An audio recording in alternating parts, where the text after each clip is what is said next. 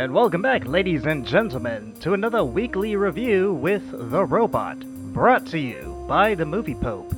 And here he is, bolts and nuts akimbo, The Robot.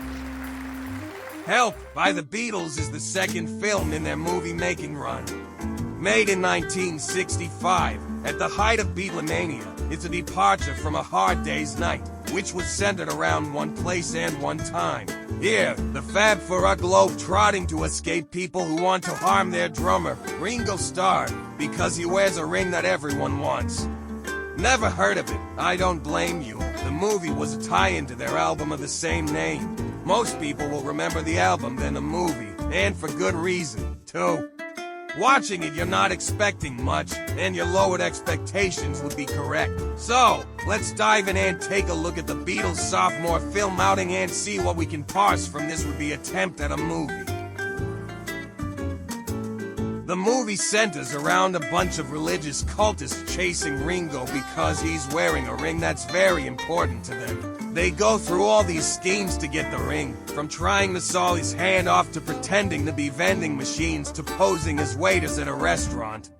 They were very much going for a spy thriller action-adventure kind of movie.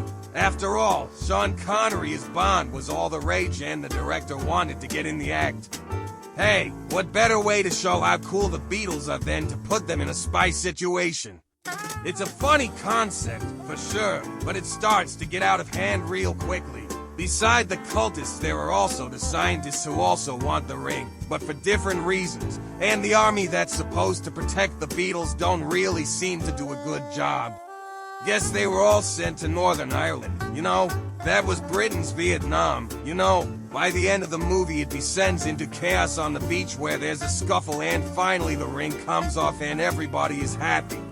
There is an idea for a story, but it's not entirely fleshed out.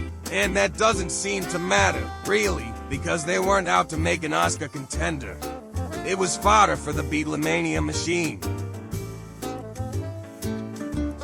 At the end of the day, the Beatles are musicians, not actors, and in any movie they did there was going to be a significant amount of time devoted to them playing their songs. As irritating as I might find it, at the end of the day it makes sense. After all, the album takes preceding over the film, hands down, and the story is secondary. They do make an effort to tie the music videos themselves to the overall storyline, showing the band in different locations as they're trying to escape Ringo's pursuers or doing something to emphasize the situation. And really, when it comes to a Beatles movie, we're all just watching those scenes where the music is playing. Remember, this was the 1960s, so, obviously, MTV wasn't around. This was the closest people could get at the time to seeing a music video. Compared to its predecessor, A Hard Day's Night, this isn't a very good film. A Hard Day's Night was just simple and it worked. It dealt with for guys who were trying to come to terms with being famous and figure out how to be regular Joes while also having girls scream and chase them. It's slow-paced, there aren't that many characters all doing their own thing, and you can appreciate what the Beatles are going through. Ringo dressing up as an average fellow and walking around town is wonderfully shot and directed, because you get to see the world through his eyes and appreciate what he wants to see. Now, Help is a smorgasbord of complete and utter nonsense that goes nowhere. In an attempt to be cool and hip and current, they accomplish none of it. Now, you could say, well, it's just a movie, and the Beatles are only doing this as part of a contractual obligation. True, but even if you're making a movie, there should be a hint of artistic integrity and a desire to make something decent, even if that doesn't materialize in the final cut. Ringo is just a hapless idiot running around, waving his arms like a madman, and John, Paul, and George are just looking on, wondering what they ought to do. It's kind of bothersome, really. They could, I don't know, help.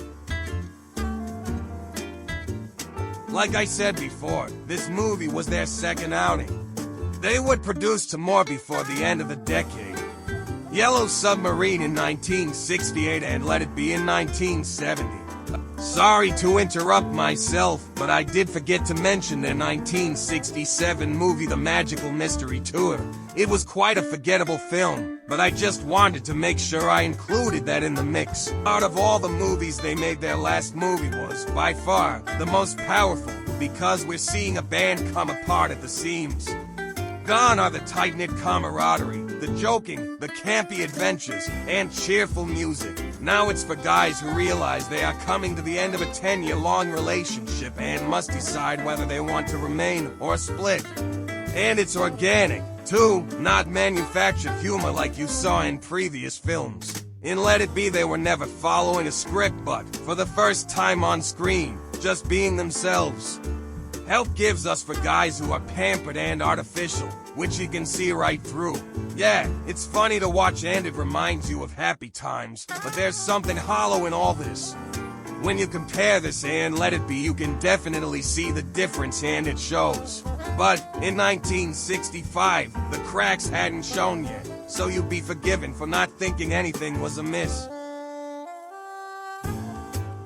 Help is a product of its time, and it hasn't aged well in my book.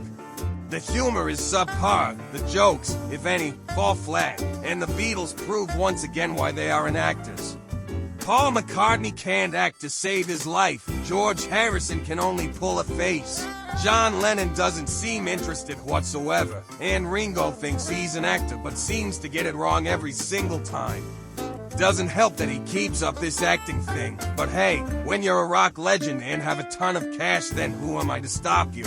I can sort of see where they wanted to go with this movie, but the execution was flat. The script could have done with serious edits. They could have dropped a lot of the ancillary characters, namely the scientists, and maybe focus less on the music and more on the story if they really wanted to make a movie.